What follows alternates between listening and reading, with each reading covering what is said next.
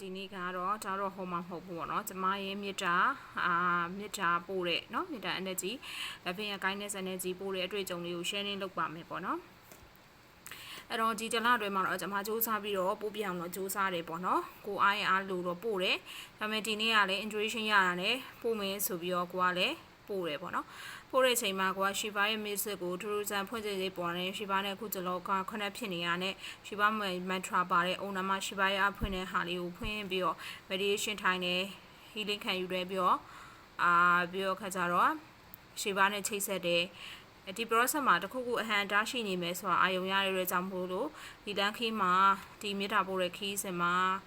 ဒီ process မှာကာဝယ်ဆောက်ရှောက်ပေးဖို့မေ့နေရဆိုရင်လည်းတတိပေးဖို့ဆိုပြီးတော့ချိတ်ဆက်လိုက်တယ်ချိတ်ဆက်ပြီးတော့ဒီ process ကိုကျွန်မ healing ပေးနေရမြန်မာနိုင်ငံကိုလည်းပေးရကမ္ဘာလုံးကိုလည်းစူးစမ်းပြီးတော့ပေးတယ်ပေးတဲ့အခါမှာအီရန်စစ်ဖြစ်တဲ့နိုင်ငံကြတော့ထူးဆန်းတာ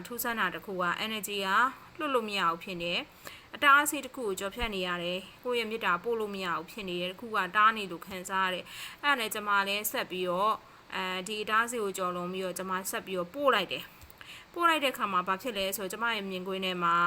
เนาะဝိညာဉ်ပေါ့เนาะအဝိညာဉ်ကပူလောင်နေတကူလုံးမှာလည်းမီးတွေဟုံတောက်เนาะစပင်ရှည်ရှည်နဲ့ပုံစံလိုမျိုးကိုမြင်တွေ့ဘူးတဲ့ပုံစံလိုမျိုးဒေါသတကြီးနဲ့ဒေါသမန်ကြီးနဲ့ဘာလို့မေတ္တာပို့နေရလဲမေတ္တာဟိုလက်မခံနိုင်ဘူးပေါ့ကဘာကြီးအေးချမ်းသွားအောင်လက်မခံနိုင်ဘူးဆိုတော့အာခါဒအညိုးနဲ့ပူလောင်နေတဲ့ဝိညာဉ်တကောင်ရဲ့အာကာဒကိုတွေးလိုက်တယ်ပေါ့နော်အညိုးတွေအာကာဒလောင်ကျွမ်းနေတာသူကိုယ်တိုင်လည်းလောင်ကျွမ်းနေတာကိုတွေးလိုက်တယ်ဒေါသတမန်ကြီးနဲ့ကိုယ်ကိုလည်းနှောက်ယှက်မလို့ဖြစ်နေရဲ့အဲ့အချိန်မှာပဲကိုကနှောက်ယှက်လို့မရအောင်เนาะ healing ပေးလိုက်တယ်ပြီးရခါကျတော့ကိုယ့်ရဲ့guidance တွေက message ပေးရတဲ့အတိုင်းကိုသစ္စာပြုပါပေါ့နော်အဲ့ဒါကျွန်မလည်းပြီးတော့ကဘာစစ်မီငိမ့်ဖို့အတွက်ဘာပိုးမင်းကောင်နဲ့တည်ထားတဲ့ပြားမှာအလှူဒန်းခဲ့တဲ့ပြင်ကိုဖះရောင်တော်ဖွင့်နေသာသနာထုံးလေးပို့တဲ့ဖះရောင်တော်ဖွင့်နေเนาะထီတော်ချိန်တွေမှာကျွန်မလှူဒန်းခဲ့တယ်ကဘာကြီးငင်းချက်ဖို့ကဘာလူသားတွေတရိษံတွေအကုန်လုံးတရားတွေအကုန်လုံးအေးချက်ရှိနေဖို့ထားတဲ့ကျမရဲ့မေတ္တာပေါ့နော်အဲ့မေတ္တာကိုအရင်ခံပြီးတော့သစ္စာဆိုလိုက်တဲ့အခါမှာသစ္စာဆိုပြီးတော့အဲ့ဒီသစ္စာကြောင့်မှန်ကန်မှာကဒီမေတ္တာတွေလည်းသူ့ကိုရောက်ရှိပါစေအေးချမ်းပါစေဝန်းကျင်လည်းကျွတ်လို့သွားပါစေကောင်းမွန်အောင်ရောက်ပါစေလို့ကျမလည်းဆုတောင်းပေးလိုက်တယ်ပေါ့နော်အဲ့ခိုင်စားမှာသူကသူ့မှာခန္ဓာကိုယ်မှာရှိရဲ့မီးဟုံးတောက်နေတဲ့နေရာကနေတောက်နေတဲ့ခန္ဓာကိုယ်ကမီးတွေပါတွေတောက်ချင်းမရှိတော့ဘူးပုံမှန်ခန္ဓာကိုယ်လေးဖြစ်သွားပြီးတော့ကိုပြောတာအောင်နားထောင်နေတယ်ပေါ့နော်နားထောင်နေတယ်ကိုကလည်းပြောလိုက်ပါတယ်ဖြစ်ခဲ့ပြီးတာတွေအကုန်လုံးကဖီးသွားပြီးဒါပေမဲ့ဟိုပေါ့နော်ကိုကဒီအမှောင်စိတ်ကဒီအမုန်းရအာဃာတတွေကိုစုပ်ခိုင်းထားတာဟာတင်ကိုယ်တိုင်ဟာအေးချမ်းရဲ့လားလို့မေးလိုက်ပါတယ်စိုးကနေပြီးလေပဲကနေစကားပြောလို့ရတယ်ပေါ့နော်အဲ့ခါကျမေးလိုက်တဲ့အခါမှာသူကသူပြန်ကြည့်တယ်ပေါ့နော်သူမအေးချမ်းဘူးသူပူလောင်နေတယ်ဆိုတာလက်ခံသွားပြီးမှအဲ့ဒါယူလွတ်ချနိုင်အောင်ကူညီထောက်ပံ့နေတဲ့ကျမမေတ္တာပို့ပြီးသစ္စာဆိုပေးလိုက်တဲ့အခါမှာဒီမေတ္တာတွေကိုခံစားပြီးတော့မှောင်မိုက်နေတဲ့ဟာနေလင်းလက်သွားတာကိုတွေးလိုက်တယ်သူလည်းပျောက်ကွယ်သွားတယ်ပေါ့နော်အဲ့မှာရလိုက်တဲ့သင်္ကန်းစာတစ်ခုကဘာလို့ရလိုက်တယ်ဆိုတဲ့ကကြတော့အာဃာတအမုန်းတရားဒေါသအာဃာတအမုန်းတရားအဲ့ဒါဟာလူဖြစ်နေတဲ့ကာလမှာလည်းဘာဖြစ်လဲဆိုရင်ပူလောင်တယ်လို့မျိုးစုပ်ခိုင်ထားရင်ပူလောင်တယ်လို့မျို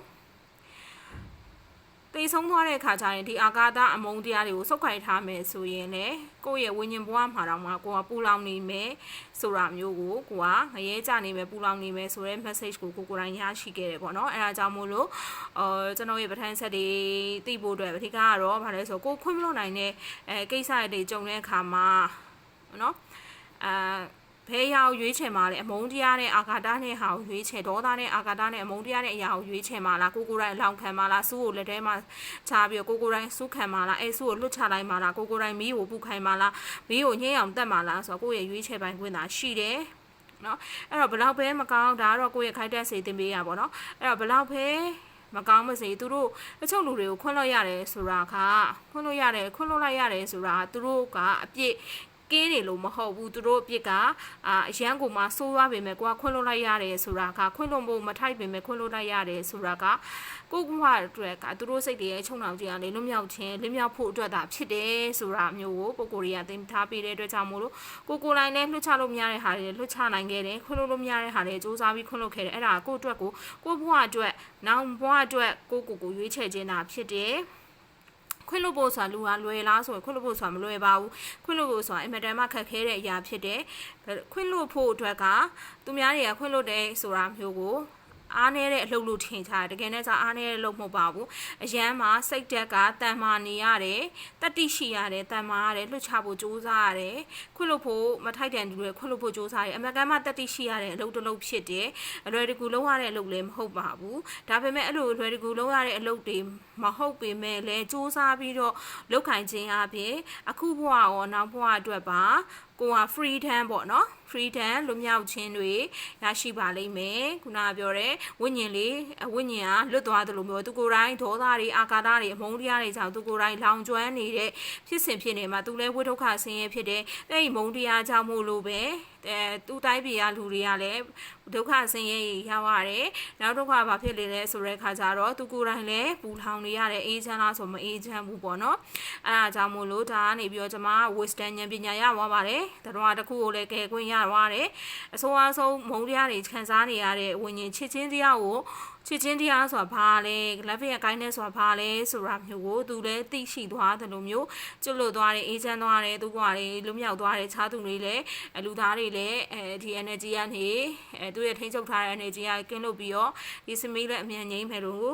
ယူဆတယ်ပေါ့နော်အဲ့တော့ခါကျကိုမှဝမ်းနေဆရာနာကျင်မှုတွေရှိခဲ့တယ်เนาะနာကျင်ဆရာလုပ်ခဲ့တဲ့လူတွေကိုကိုကရွေးချယ်တဲ့အခါမှာကိုဘဝကိုလွတ်မြောက်ဖို့အတွက်အတိတ်ဘဝရောခုဘဝမှာလွတ်မြောက်ဖို့အတွက်ဘာကိုရွေးချယ်ရမလဲဆိုရင်ချစ်ချင်းတရားကိုရွေးချယ်မယ်ချစ်ချင်းတရားခွင့်လို့ခြင်းကိုရွေးချယ်ရမှာဖြစ်တယ်မေတ္တာထားနိုင်မယ်ခွင့်လို့မယ်အဲ့လိုနေရာဖြစ်ကိုစိတ်ရဲ့ထောင်ချောက်ကနေပြီးတော့အခုဘဝမှာလည်းလွတ်မြောက်သွားလို့နောက်ဘဝမှာလည်းကိုကထုံးလေးတောက်ပပြီးတော့ကိုသွားခြင်းတဲ့ destination ဟိုဟာနဲ့ပြီးသွားခြင်းလားဟိုဘဝပြမပြီးသွားခြင်းလားဘယ်လိုသွားခြင်းလားလဲပိုပြီးကောင်းမွန်တဲ့ဘုံတွေကိုရောက်ဖို့အတွက်ကဒီခုနအောက်ကိုဆွဲချတဲ့စိတ်မှောင်တွေကိုခွင့်မလွတ်နိုင်တဲ့ကိစ္စတွေဒေါသတွေအာဃာတတွေကိုအခုဘဝမှာလည်းစူးစမ်းပြီးတော့အခွင့်လွတ်ပေးလိုက်ပါဆိုတဲ့ message ပေါ့နော်အဲ့ဒါခွင့်လွတ်အကြောင်းမို့လို့သူတော်ကောင်းတွေမှာကြားခဲ့တယ်ဖះရှင်လည်းမှာကြားခဲ့ခွင့်လွတ်ပါဆိုတာကတေချာပေါ့နော်ဒါပေါ့ပြောတဲ့အရာမဟုတ်ပါဘူးအရာမှလေးနဲ့ပါတယ်အဲ့ရဲ့အကျိုးစီးရကနောက်ဘဝထိပါအကျိုးပေးတယ်လွတ်မြောက်နိုင်တယ်ဆိုတဲ့ message ကိုရပါတယ်ရှင်အားလုံးနဲ့ခွင့်လွတ်နိုင်ကြပါစေအားလုံးနဲ့စိတ်ထောက်ကြောက်တွေက freedom ဖြစ်ကြပါစေရှင်